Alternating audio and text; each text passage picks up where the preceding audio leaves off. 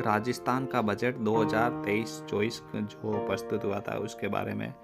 चिरंजीवी योजना में अब 25 लाख तक फ्री इलाज और 10 लाख का दुर्घटना बीमा मिलेगा इस बजट में। और घरेलू उपभोक्ताओं को अब 50 यूनिट के बदले 100 यूनिट बिजली मुफ्त में मिलेगी।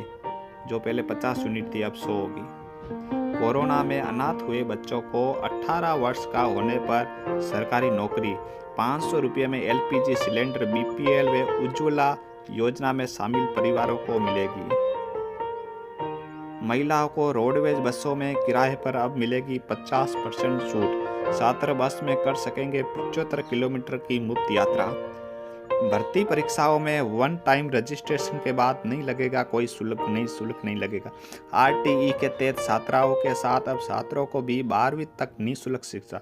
1 करोड़ परिवारों को निःशुल्क राशन के साथ प्रति माह फ्री फूड पैकेट मिलेगा। डीएलसी रेट से हर साल 10% के बदले 5% ही बढ़ेगा। प्लॉट और फ्लैट हो गए सस्ते। अब राजसमंद, जालौर और प्रतापगढ़ जिले में मेडिकल कॉलेज खुलेंगे। सभी संविदा कर्मी हो गए नियमित। अब ठेके पर नियुक्ति पूरी तरह बंद होगी। महिलाओं को इस बजट में क्या मिला वो देखते हैं।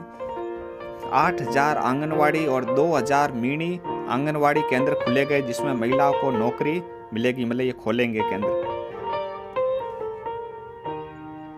कामकाजी महिलाओं के बच्चों की देखभाल के लिए 500 प्रियदर्शिनी डे केयर सेंटर खोले जाएंगे। Indira Gandhi working woman hostel की स्थापना की जाएगी। किसानों को इस योजना में क्या मिला है।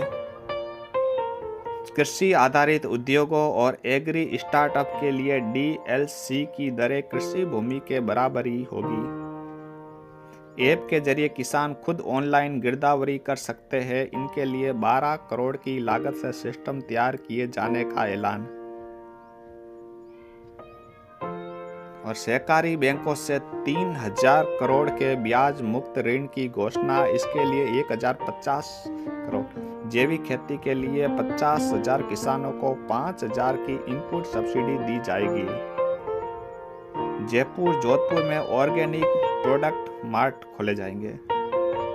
लघु व सीमांत किसानों को मिलेंगे 23 लाख बीज के मिनी किट। युवाओं को इस बजट में क्या मिला। युवा नीति के तहत शिक्षा, रोजगार और कौशल विकास के लिए 500 करोड़ रुपए युवा विकास एवं कल्याण कोष का गठन किया जाएगा।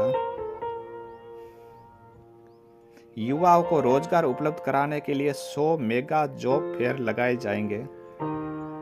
3000 छात्रों को मुख्यमंत्री अनुवृत्ति योजना में सहायता, जिससे वो कोचिंग कर पाएंगे फ्री में। नकल और पेपर लीक को रोकने के लिए एसओजी के अंदर स्पेशल टास्क फोर्स गठित की जाएगी। युवाओं को अवसाद से बचाने के लिए जयपुर, जोधपुर और कोटा में साइकोलॉजिकल काउंसलिंग सेंटर खोलेंगे। उद्यमियों को इस बजट में क्या मिला देखते हैं। स्टार्टअप शुरू करने के लिए अब 25 लाख तक के लोन पर स्टाम्प शुल्क नहीं लगेगा। 18 साल से 25 साल के युवा अगर स्टार्टअप के लिए 50 लाख की प्रॉपर्टी खरीदेंगे या 10 साल के लिए लीज पर लेंगे तो उन्हें स्टाम्प ड्यूटी नहीं चुकानी पड़ेगी। अब बुजुर्गों को इस बजट में क्या मिला। न्यूनतम मासिक पेंशन की राशि को 500 रुपये से बढ़ाकर 1000 रुपया किया गया। सभी सामाजिक योजनाओं में पेंशन हर साल 15% बढ़ेगी। वरिष्ठ नागरिक तीर्थ यात्रा योजना के तहत 2 साल में 1 लाख बुजुर्गों को अयोध्या, वाराणसी, मथुरा, काशी जैसे धार्मिक स्थलों की मुफ्त यात्रा कराई जाएगी। कर्मचारियों को क्या मिला इस बजट में देखते हैं। सभी सरकारी कर्मचारियों को पुरानी पेंशन व्यवस्था के तहत लाया गया है। सभी निगमों और कॉरपोरेशन में भी ओपीएस लागू। प्रमोशन के लिए 2 वर्ष की छूट भी दी गई। मानदेय पर काम कर रहे पार्ट टाइम कर्मियों, आंगनवाड़ी कार्यकर्ताओं को रिटायरमेंट के बाद 2 या 3 लाख का सहायता पैकेज मिलेगा। विद्यार्थियों के लिए बजट में क्या मिला देखो। स्कूली विद्यार्थियों के लिए रोडवेज बसों की छूट परिधि 50 से 75 किलोमीटर बढ़ाई। 100 नए और 300 स्कूल क्रमोन्नत किए गए। Rajiv Gandhi scholarship for academy excellence योजना के तहत अब हर साल 500 विद्यार्थी विदेश पढ़ने जा सकेंगे। बच्चों और युवाओं में खेल गतिविधियां बढ़ाने के लिए 105 करोड़ की लागत से सलीम दुरानी आवासीय स्पोर्ट स्कूल खुलेंगे। राज्य में 13 जिलों में वेद महाविद्यालय खोले जाएंगे। 10वीं के छात्रों के लिए राजस्थान टैलेंट सर्च एग्जाम के लिए 10,000 छात्रों को स्कॉलरशिप भी दी जाएगी। शहरी ग्रामीण क्षेत्रों में खुलेंगे 2000 अंग्रेजी माध्यम के स्कूल। 26 राजकीय महाविद्यालय और 20 बालिका महाविद्यालय खुलेंगे।